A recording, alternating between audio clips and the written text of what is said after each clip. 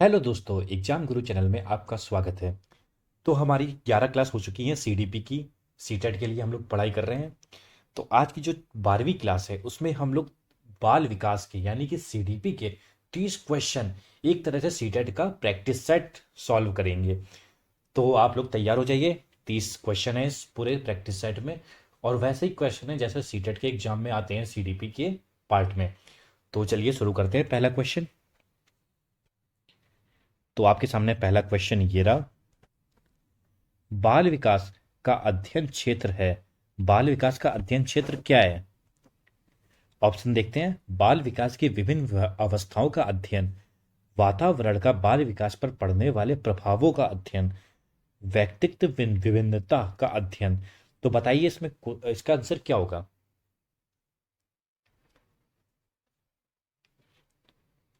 तो इसका आंसर होगा, जो ये तीन ऑप्शन है शुरुआत की, ये तीनों एक तरह से बाल विकास का अध्ययन के अंदर ही आते हैं। तो इसका ऑप्शन हो जाएगा डी ऑप्शन, बिल्कुल सही ऑप्शन। आज का दूसरा क्वेश्चन, बालक के शारीरिक व क्रियात्मक विकास की दिशा होती है। ऑप्शन ए, सिर से पैर तथा शरीर के मध्य से शरीर के बाहर से मध्य की ओर। ऑप्शन बी, सिर से पैर तथा शरीर के मध्य से बाहर की ओर। ऑप्शन सी, पैर से सिर तथा शरीर के बाहर से मध्य की ओर। ऑप्शन डी, पैर से सिर तथा शरीर के मध्य से बाहर की ओर। बताइए इसका आंसर क्या होगा? देखिए, जो बालक का विकास होता है वह सिर से पैर तक होता है एक तो, और मध्य से बाहर की ओर होता है। तो देखिए कौन सा क्वेश्चन, कौन सा ऑप्शन सही है? तो देखिए ऑप्शन बी में आप देखिए, सिर से पैर तथा शरीर के मध्य से बाहर की ओर। तो इसका ऑप्शन नंबर 2 सही हो जाएगा। ऑप्शन नंबर बी इसका करेक्ट आंसर है। चलिए पढ़ते हैं क्वेश्चन नंबर 3 में। माता पिता से वंशजों में स्थानांतरित होने वाले लक्षणों को क्या कहते हैं? ऑप्शन ए, पर्यावरण। ऑप्शन सी, सॉरी ये ऑप्शन बी होगा और ये सी होगा। ऑप्शन बी, अनुवांशिकता। Option C, gene. या ऑप्शन डी, होमोस्टेसिस। तो इसका बताइए क्या, कौन सा ऑप्शन सही होगा? तो देखिए, जो वंशजों से जो स्थानांतरित लक्षण होते हैं उनको बोलते हैं अनुवांशिकता, उनको बोलते हैं हेरिडिटी। तो इसका ऑप्शन नंबर, ये दूसरा वाला जो भी ऑप्शन है वो सही हो जाएगा, अनुवांशिकता। चलिए पढ़ते हैं तीसरे क्वेश्चन पर। जल्दी जल्दी क्वेश्चन सॉल्व कर लेते हैं। अनुवांशिकता गुणों का गठन है।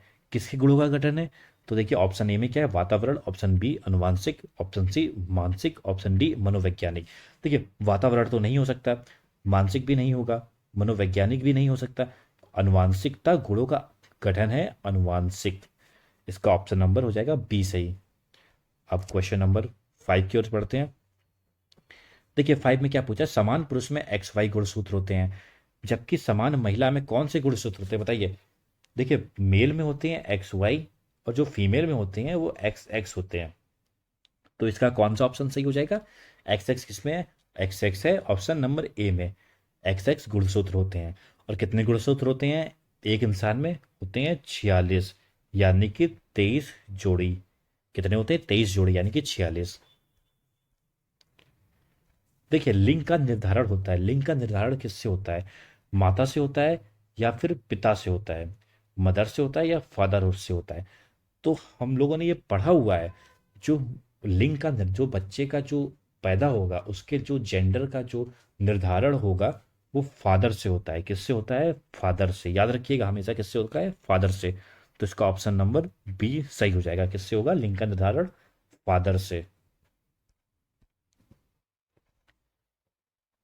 देखिए शारीरिक रूप से अक्षम बच्चों को समानता होती है, जो शारीरिक रूप से अक्षम होते हैं उन्हें कौन सी समानता, कौन सा समानता होता है? देखते हैं क्या ऑप्शन है। डिसकलकुलिया, डिस्ग्राफिया, डिसलेक्सिया या डिस्थीमिया। देखिए मैं आपको बता देता हूँ, जो शारीरिक रूप से अक्षम होते हैं, मतलब जो हैंडीकैप होते हैं, जो विकलांग होते हैं, दिव्यांग होते हैं, उनमें जो सबसे ज़्यादा अ, जो क्या बोल सकते हैं उसको, जो कमी होती है, जो दोष होता है वो होता है डिस्ग्राफिया का। डिस्ग्राफिया का क्यों होता है? क्योंकि अगर वो विकलांग हो गए तो वो देखा जाता है वो सही से लिख नहीं पाते हैं।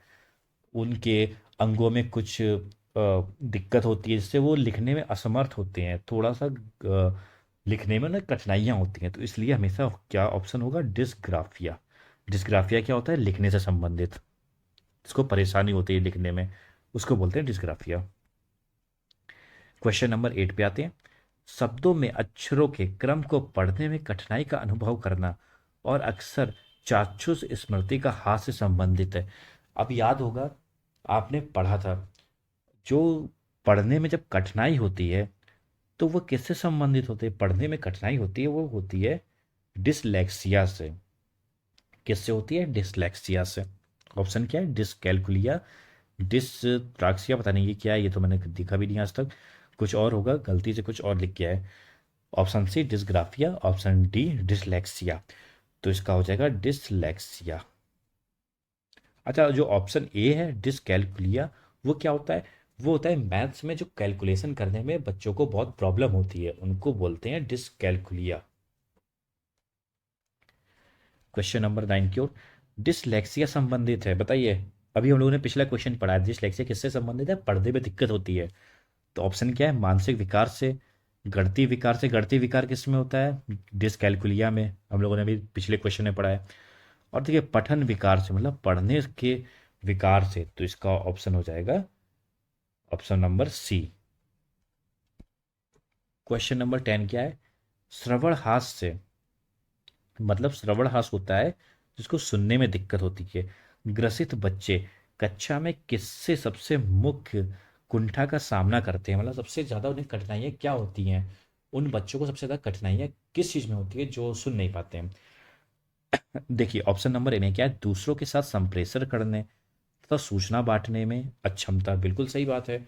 अगर आपको सुनने में दिक्कत है तो दूसरों के साथ बातचीत करने में दिक्कत होती है, और उनसे सूचनाएं जो आदान प्रदान करते हैं उसमें भी दिक्कत होती है।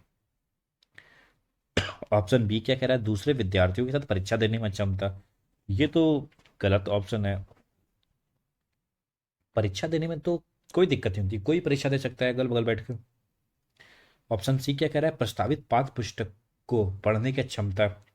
देखिए जिसको सुनना नहीं आता वो पढ़ तो सकते ही है, तो ये भी ऑप्शन गलत हो जाएगा। खेल को में भागीदारिता निभाने में क्षमता, देखिए वो बच्चे भी खेल सकते हैं, ऐसा नहीं है खेल नहीं पाएंगे, तो इसका ऑप्शन क्या सही है, ऑप्शन नंबर ए सही है। ऑप्शन नंबर ए इसका सही आंसर है। देखिए थोड़ा सा लेंदी क्वेश्चन है, ऐसे आपको सीटेट में आजकल एग्जाम में देखने को मिल रहे हैं, तीन चार क्वेश्चन ऐसे लेंदी आते हैं। देखिए क्या लिखा है, माध्यमिक विद्यालय की कक्षा में शिक्षिका के पास एक बधिर बच्चा है, जो मतलब बोल नहीं सकता है, क्या बोलते हैं, बधिर बच्चा है जो बोल नहीं सकता है। उसके लिए यह महत्वपूर्ण है कि, देखते हैं ऑप्शन क्या है। ऑप्शन ए, वह बच्चे को उस स्थान पर बैठा है जहां से शिक्षिका के ओठ तथा चेहरे के हाव भाव साफ तौर पर देख सके। बात सही है, अगर जो बच्चा बोल नहीं सकता है, तो जो बच्चा, सॉरी बधिर बच्चा मतलब वो होता है जो सुन नहीं सकता है, तो क्या है, ऑप्शन नंबर ए में बिल्कुल सही बात है, शिक्षिका के ओंठ देखकर उसके हाव भाव देखकर वो बातों को समझेगा, ये तो बात सही है।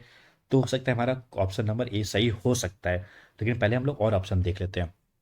ऑप्शन बी क्या है, विद्यालय सलाहकार से कहे कि बच्चे के अभिभावकों से बात करें कि उन्हें अपने बच्चे को विद्यालय से हटाने के लिए कहेंगे। अरे क्यों, बच्चे को क्यों विद्यालय से हटाने के लिए कहेंगे, ये तो बिल्कुल भी नहीं करना है।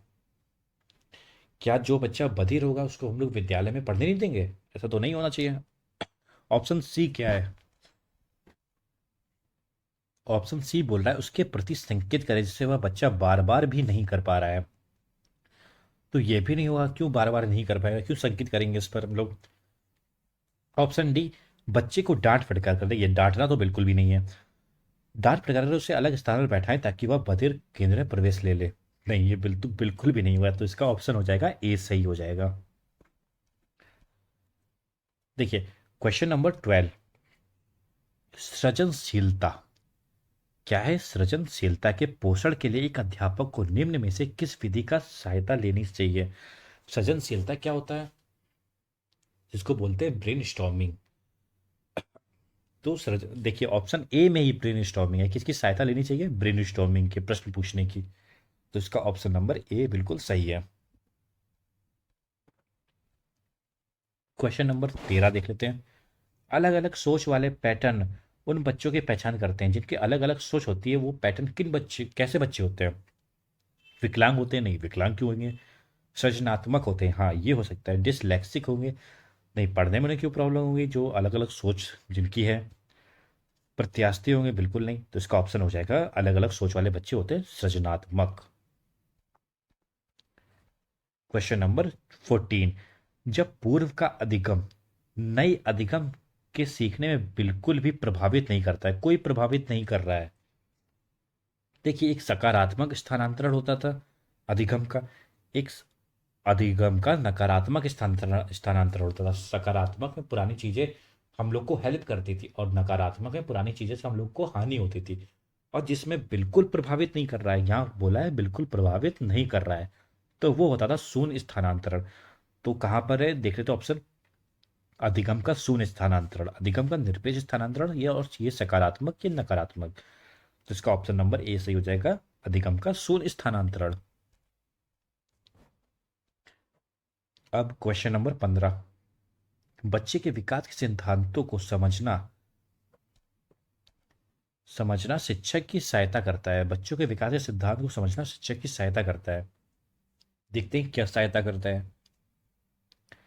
शिक्षार्थियों को क्यों पढ़ाना चाहिए, ये औचित्य स्थापित करने के लिए। ये तो नहीं कोई दम लग रहा है इस ऑप्शन में। शिक्षार्थियों की भिन्न अधिगम शैलियों को प्रभावी रूप से संबोधित करने के लिए। हाँ, क्योंकि हम लोग जब बच्चों को देखेंगे तो पता चलेगा उनको किस तरह से पढ़ाया जाए। कोई बच्चा अलग वे में समझेगा, कोई बच्चा अलग वे में समझेगा, तो उसकी अधिगम शैलियाँ अलग अलग हो सकती हैं बच्चों को समझाने के लिए। ये बिल्कुल सही लग रहा है। देख लेते हैं और ऑप्शन। ऑप्शन सी में क्या है? शिक्षार्थी के सामाजिक स्तर को पहचानने के लिए। क्यों उसके सामाजिक स्तर क्यों पहचानेंगे हम लोग? ऐसा तो नहीं है बिल्कुल। शिक्षार्थी की आर्थिक भूमि। क्यों आर्थिक भूमि? भाई आर्थिक भूमि से हमें क्या मतलब? तो इसका ऑप्शन बी बिल्कुल सही हो जाएगा। देखिए, भाटिया बैटरी का प्रयोग, भाटिया बैटरी परीक्षण का प्रयोग किसके मापन में किया जाता है? किसके मापन में किया जाता है भाटिया बैटरी परीक्षण? आपको याद होगा, भाटिया बैटरी परीक्षण जो किया जाता था वो इंटेलिजेंस के लिए। किसके लिए? इंटेलिजेंस के लिए। तो इंटेलिजेंस क्या होती है? बुद्धि। तो बुद्धि कहाँ पर है? भाटिया बैटरी टेस्ट का प्रयोग बुद्धि मापने के लिए किया जाता है। बुद्धि कहाँ है? व्यक्तित्व, रुचि। ऑप्शन सी में है बुद्धि। चलते हैं अगले क्वेश्चन पर। देखिए, बुद्धि लब्धि मापने की जन्मदाता। बुद्धि लब्धि क्या होती है?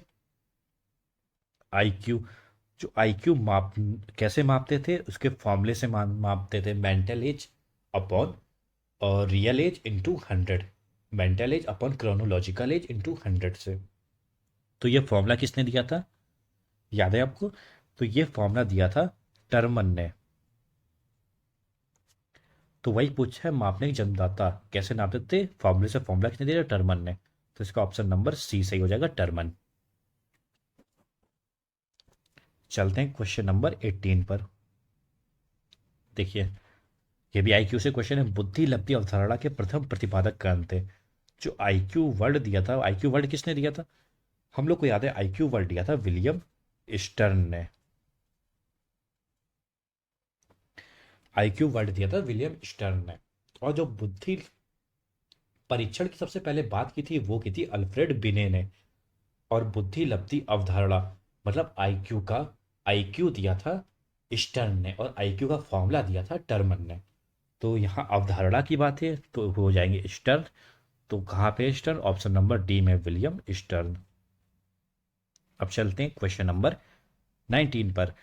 बच्चों के अधिगम को सुगम बनाने के लिए अध्यापक को एक अच्छी परिवेश का सृजन करने की आवश्यकता होती है। इस प्रकार के अधिगम परिवेश का सृजन करने के लिए नीचे दिए गए कथनों में से कौन सा सही नहीं है? देखते हैं कौन सा सही नहीं। ऑप्शन देखते हैं। बच्चे के प्रयास को स्वीकृति, अध्यापकों के अनुसार कार्य करना, बच्चे को स्वीकार करना, और डी ऑप्शन है अध्यापक का सकारात्मक रुख। देखिए, इसमें से कौन सा नहीं पूछा है? बच्चे के प्रयासों को स्वीकार करना, ये तो बिल्कुल होगा। और सी ऑप्शन है, बच्चे को स्वीकार करना, बिल्कुल स्वीकार किया जाएगा। अध्यापक का सकारात्मक रूप, बिल्कुल। लेकिन ऑप्शन नंबर बी देखिए ध्यान से, अध्यापकों के अनुसार कार्य करना। अरे भैया, अध्यापक के अनुसार क्यों कार्य करेगा? टीचर अपने अनुसार थोड़ी कार्य कराएगा। वो तो जो बच्चों के हिसाब से जो काम होगा वो कराएगा। तो इसका ऑप्शन बी बिल्कुल निगेटिव सेंस में जा रहा है, तो इसका यही नहीं होगा। चलते हैं आज के 20 क्वेश्चन पर, इसके बाद 10 क्वेश्चन और करने हैं। बच्चों में ज्ञान की रचना करने और अर्थ का निर्माण करने की क्षमता होती है, इस परिप्रेक्ष्य में एक शिक्षक की भूमिका क्या होती है? ऑप्शन ए तालमेल बैठाने वाले की, ऑप्शन बी संप्रेषक और व्याख्याता की, ऑप्शन सी सुगमकर्ता की, या फिर ऑप्शन डी निर्देशक की। तो जो टीचर की जो भूमिका होती है हमेशा क्लास में, वो होती है सुगमकर्ता की। किसकी होती है? सुगमकर्ता की। तो इसका ऑप्शन नंबर हो जाएगा सी सही। देखिए, आरटीआई एक्ट कब लागू किया गया? आरटीआई अधिनियम इस वर्ष में लागू किया गया। किस वर्ष लागू किया गया? 2010, 2008, 2011, 2009। देखिए, जो आरटीआई एक्ट था, आरटीई 2009 एक्ट था। लेकिन जब ये जो लागू हुआ था, ये 2009 में बना था और लागू हुआ था 1 अप्रैल 2010 में। तो इसका ऑप्शन नंबर क्या हो जाएगा सही? 2010 में। ऑप्शन ए सही हो जाएगा 2010 में। अब देखिए, जब शिक्षक को विद्यार्थियों एवं उनकी योग्यताओं के बारे में सकारात्मक विश्वास होता है, तब विद्यार्थी, अगर उनकी योग्यता के बारे में सकारात्मक विश्वास हो जाता है तो विद्यार्थी क्या क्या करते हैं? विद्यार्थी के ऑप्शन ए में क्या है? विद्यार्थी निश्चिंत हो जाते हैं तथा उन्हें सीखने के लिए किसी भी तरह का प्रयास करना बंद कर देते हैं। प्रयास, उनको सीखने के लिए प्रयास बंद क्यों कर दिया जाएगा? ये तो गलत बात हो गई। विद्यार्थी, अब बी ऑप्शन है, विद्यार्थी का उत्साह भंग हो जाता है तथा वे दबाव में आ जाते हैं। अरे भैया, सकारात्मक है, दबाव में क्यों आ जाएंगे ये वो लोग? ये भी गलत बात है। सी ऑप्शन में किसी भी रूप में प्रभावित नहीं होंगे, नहीं ये भी नहीं होगा। ऑप्शन डी देखिए, सीखने के लिए उत्सुक एवं प्रेरित रहते हैं। हाँ, अगर उनके सकारात्मक है तो वो हमेशा सीखने के लिए उत्सुक और प्रेरित रहेंगे। तो इसका ऑप्शन नंबर डी जो है वो सही हो जाएगा। अब देखिए क्वेश्चन नंबर 23, बच्चों के लिए निशुल्क और अनिवार्य शिक्षा का अधिकार अधिनियम 2009 में लागू किया गया। जो आरटी एक्ट जो बोलता है, आरटी 2009 का जो एक्ट बोलता है, वो बोलता है जो बच्चों को निशुल्क शिक्षा दी जाए, लेकिन कितने वर्ष तक के? 6 से 14 वर्ष तक के। और ये कौन से आर्टिकल में है? ये है 21A आर्टिकल में बोला गया है।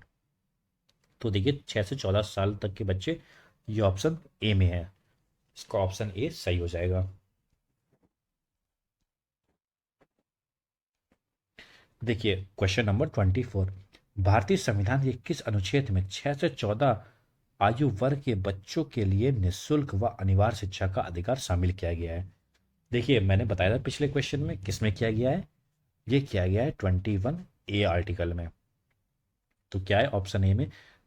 अनुच्छेद 26, अनुच्छेद 15, अनुच्छेद 45, अनुच्छेद 21A। तो इसका ऑप्शन हो जाएगा डी ऑप्शन, अनुच्छेद 21A। क्वेश्चन नंबर 25 पे,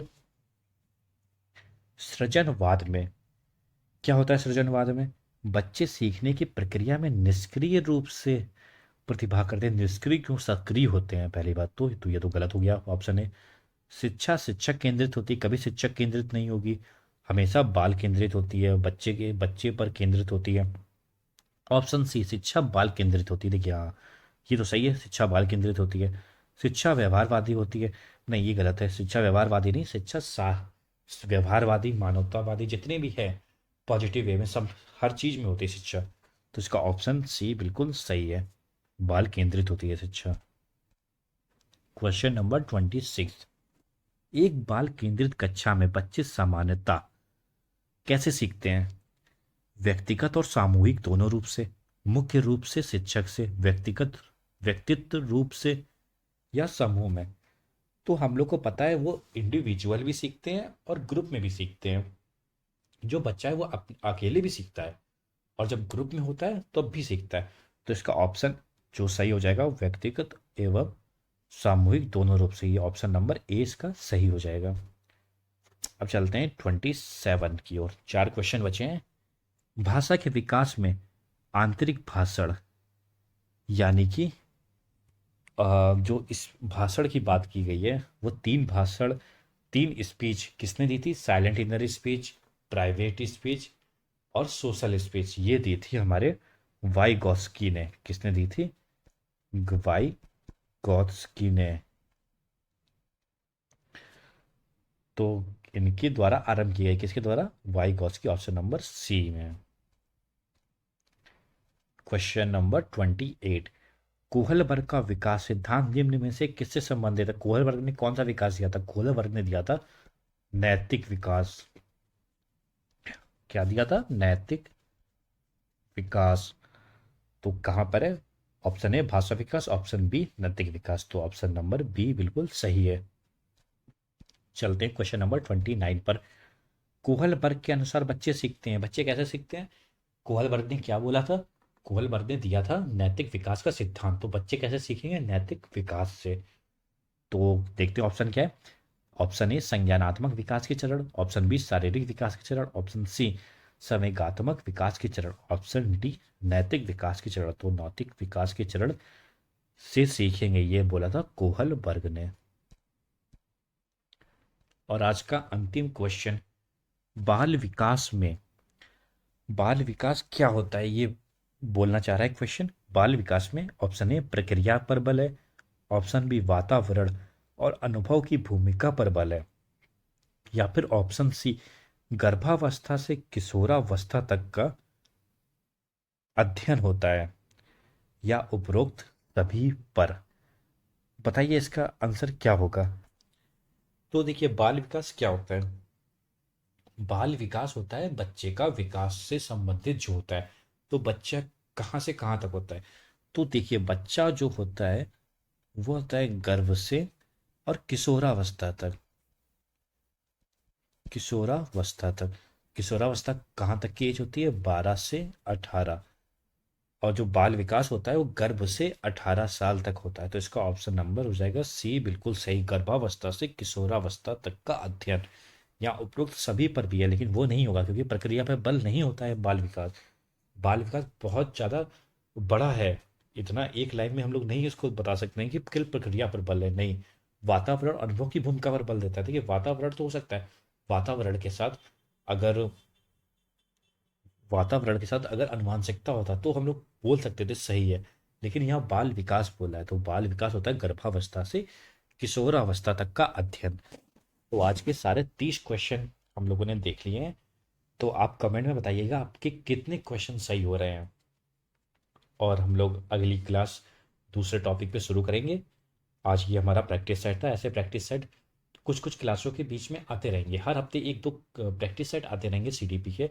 तो आपकी प्रैक्टिस होती रहेगी और उम्मीद है आप बहुत अच्छे नंबरों से पास होने वाले हैं सीटेट की एग्ज़ाम में। तो इस वीडियो को लाइक करिएगा और चैनल को सब्सक्राइब करिएगा। धन्यवाद।